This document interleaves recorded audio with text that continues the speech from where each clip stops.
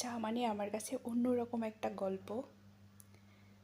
চা মানেই তৃপ্তি, চা মানেই মন ভালো হওয়ার অন্যরকম এক শান্তি। আসসালামু আলাইকুম, আমার নতুন একটি ব্লগে সবাইকে ওয়েলকাম। আশা করছি ভালো আছো। এক কাপ চা 10 টাকা দিয়ে কিনে খাওয়া যায়, 5 টাকা দিয়ে কিনে খাওয়া যায়, আবার 500 টাকা দিয়েও কিনে খাওয়া যায়। আমরা যখন বাড়িতে এক কাপ চা বানাই তখন আমাদের অনেক খরচ হয়।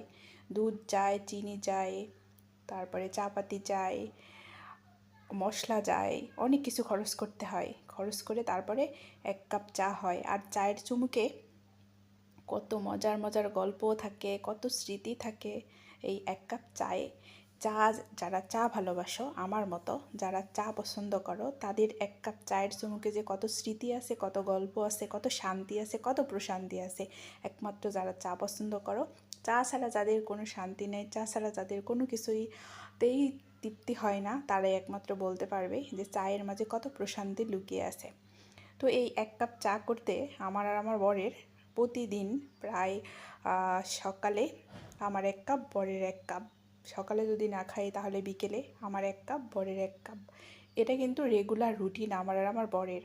তো আমাদের 4 কাপ চা যায়। 4 কাপ চায়ে আমাদের প্রতিদিন প্রায় 200 টাকার মতো খরচ হয়।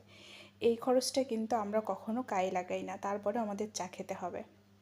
এটা আমাদের রেগুলার রুটিন, রেগুলার খরচ। এটা আমরা খরচের তালিকায় রাখি না, এটা জানি যে এটা আমাদের মন ভালো হওয়ার একমাত্র ঔষধ।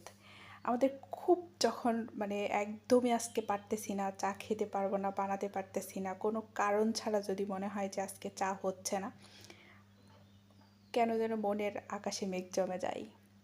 আর তড়িঘড়ি করে সেই মেঘটা মন থেকে সরানোর জন্য আবার চুলার কাছে চলে যাই, আবার তৈরি করি। কখনো যদি আমার ক্লান্তি আসে তখন আমার বর বানায়, আর বরের যদি কখনো মন না চায় তাহলে আমি বানাই, কিন্তু চা আমাদের ঘরে থাকতেই হবে। আর এই চা খেতে খেতে আমি আর আমার বরের অনেক গল্প, অনেক অনেক অনেক গল্প হয়ে যায়। বলতে পারো আমাদের চায়ের টেবিল, আমাদের বিছানা, আমাদের ঘর, আমাদের আড্ডা সব কিছুই চায়ের চুমুকে হয়। তো এই চাল আবার নাই এমন কোনো মানুষ খুঁজে পাওয়া খুব কঠিন। তবে আমি সবাইকে অ্যাডভাইস দিব, যারা আমার মতো চা পছন্দ করো, যাদের চা দুবেলা না হলে চলেই না, তারা ঘরে এরকম করে সুন্দর করে এক কাপ চা বানিয়ে চায়ের চুমুকে অনেক স্মৃতি মনে করো, ফ্যামিলির সবাইকে এনজয় করো। এতে দেখবে চায়ের তৃপ্তিটা আরও বেড়ে যায়। এইরকম করেই আমরা রোজ চায়ের মাঝে, চায়ের চুমুকে অনেক স্বপ্ন দেখি, অনেক গল্প করি। আর এই চাটা আমার কাছে খুব ভালো লাগে। কখনো রং চা, কখনো দুধ চা, মিলেমিশে একাকার। চা লাগবেই, চা চলবেই। এক কাপ চা বানাতে কিন্তু রেগুলার অনেক পরিশ্রম হয়, অনেক পরিশ্রম করতে হয়। আসলে যারা বানায় না, হঠাৎ করে সামনে চলে আসে, ধোয়ায় চুমুক দিয়ে গল্প শেষ করে, তাদের কাছে কিন্তু এত তৃপ্তি নাই যে তৃপ্তিটা আমাদের দুজনের কাছে আছে।